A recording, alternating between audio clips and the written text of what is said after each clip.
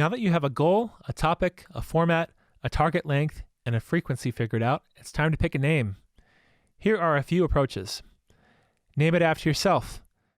It might seem egocentric, but if your goal is to present yourself as an expert and build your personal brand and reputation, the name for your show could be as simple as calling it the, insert your full name, show.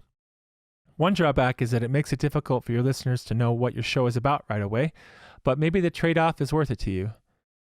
Examples: The Dave Ramsey Show, The Rachel Maddow Show, The Joe Rogan Experience, The Tim Ferriss Show.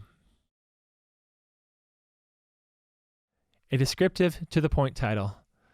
This approach is to name your podcast exactly what it is. For example, if you are a doctor with a podcast about answering medical questions, you might call it, wait for it, Answers to Medical Questions. This might seem boring, but it will help your audience find your podcast more easily when they use those terms in their searches. Examples: Stuff You Should Know, The Working Songwriter, 50 Things That Made the Modern Economy, Online Marketing Made Easy. A short phrase with your name. A good middle ground between these first two approaches is to pick a short 1 to 3 word phrase that hints at your topic, followed by with, insert your name.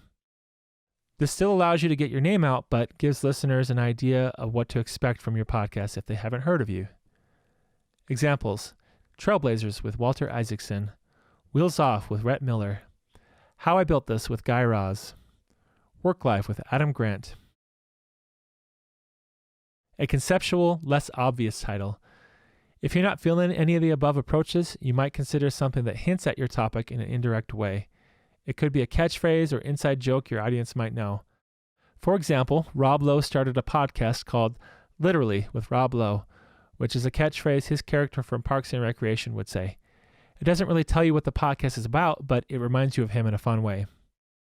Reply All is a show about interesting things on the internet. The name borrows from email lingo, implying that it's letting everybody in on something interesting.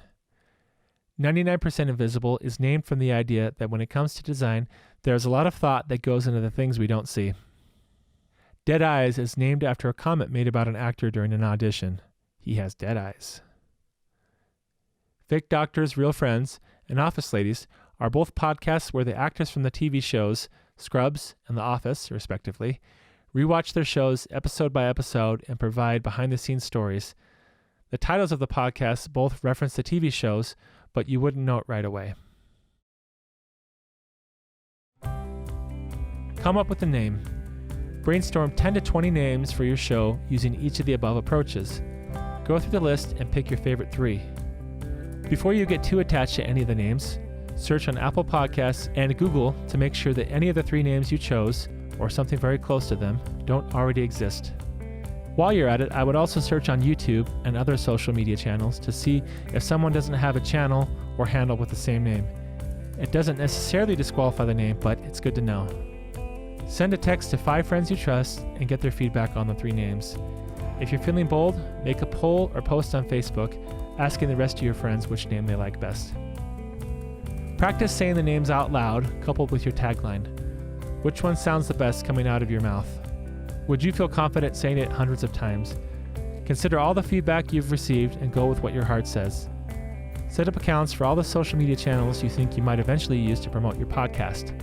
Don't worry about posting anything yet, you just want to get them reserved.